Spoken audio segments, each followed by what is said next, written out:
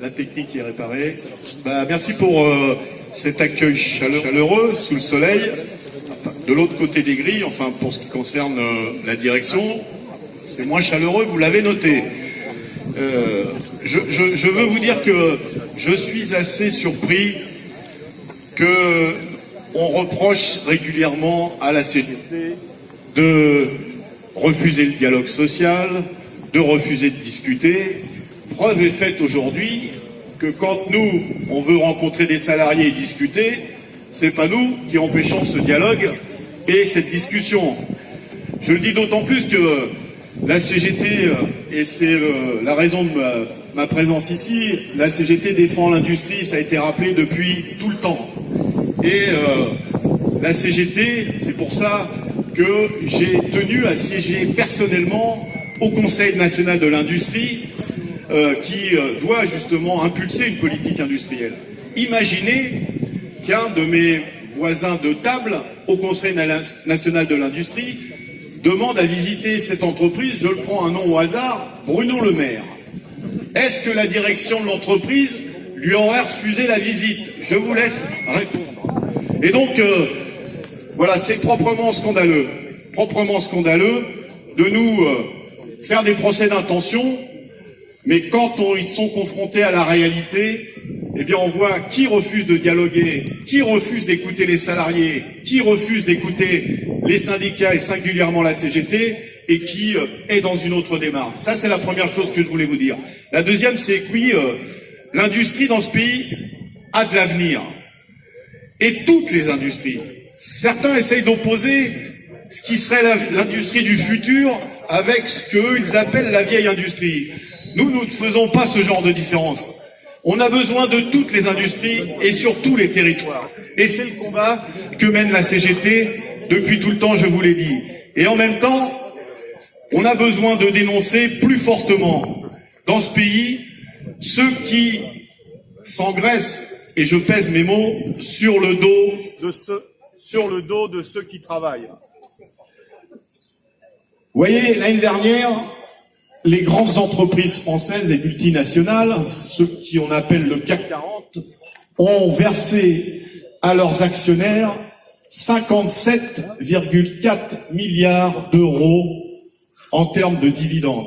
Et j'entends que certains nous disent « mais il n'y a pas d'argent dans ce pays, il faut faire des économies ». Eh bien, ces 57 milliards d'euros, qui les a produits? Qui les a créés? C'est nous.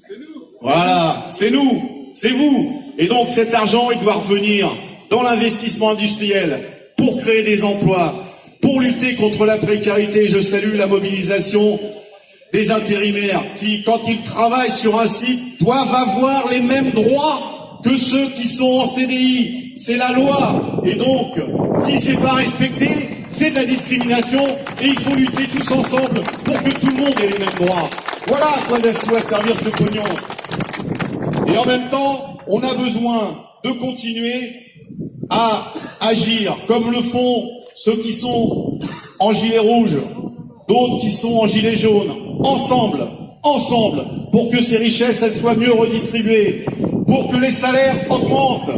Il n'y a que ceux qui n'ont jamais vécu avec un SMIC qui peuvent dire que les smicards sont des privilégiés. Il n'y a que ceux qui ne vivent pas avec 800, 700 euros de pension qui peuvent dire que les retraités sont des privilégiés. Et il n'y a que ceux qui ont traversé la rue pour trouver du boulot parce que leur ami travaillait dans une banque qui peuvent dire des conneries comme ça. C'est pas la réalité de la quasi-totalité des Français. Donc ceux qui vivent dans leur bulle, il faut qu'ils reviennent les pieds sur terre et écouter ceux qui se mobilisent. On a besoin de services publics. On a besoin de services publics partout, avec des fonctionnaires qui aient un statut, parce que le statut c'est pas un privilège, c'est la garantie que les agents de la fonction publique soient en priorité et uniquement au service des usagers et pas au service des actionnaires. Voilà ce que c'est que le statut dans la fonction publique. C'est pas un privilège, c'est un atout pour le pays. Et enfin, il faut une fiscalité plus juste. C'est quand même marrant que ceux qui volent le pays parce qu'ils vont cacher leur argent dans des paradis fiscaux, on leur dise rien, Et ceux qui ont des difficultés, parce que les fins de mois sont difficiles, ont 1 jour ou 2 jours de retard pour payer leur mensualité, ils sont tout de suite alignés par le fisc. Eh bien ça aussi, il faut que ça change. Il faut rétablir sur l'impôt sur la fortune. Il faut que la TVA pour les produits de première nécessité soit annulée, parce que la TVA, c'est l'impôt le plus injuste dans ce pays. Donc, mes camarades, et ceux qui ne le sont pas encore, mais qui vont pas tarder à l'être, on a besoin de continuer les mobilisations, et je le disais à ceux qui sont revêtus d'un gilet jaune sans le sigle CGT, il faut se méfier de ceux qui essayent de nous diviser. La CGT, depuis le mois de novembre, elle a dit partout où on peut le faire, et on peut le faire partout, il y a besoin de défiler ensemble. Il y a besoin de défiler le samedi, mais il y a aussi besoin de faire grève dans la semaine. Parce que, évidemment, le gouvernement a des responsabilités dans la situation du pays. Mais les patrons, les grands patrons, ils dorment trop tranquilles sur leurs billets de banque, sur leur lingot d'or. Et ça aussi, il faut aller les chatouiller. Je reste poli. Parce que c'est eux qui nous piquent le pognon. Parce que dans les boîtes privées, vous le savez très bien, qui décide de ne pas augmenter les salaires? C'est bien ceux qui dirigent les grandes entreprises, avec les conséquences que ça a sur les plus petites. Qui dégrade les conditions de travail? Qui génère de la précarité? C'est bien ceux qui dirigent les entreprises.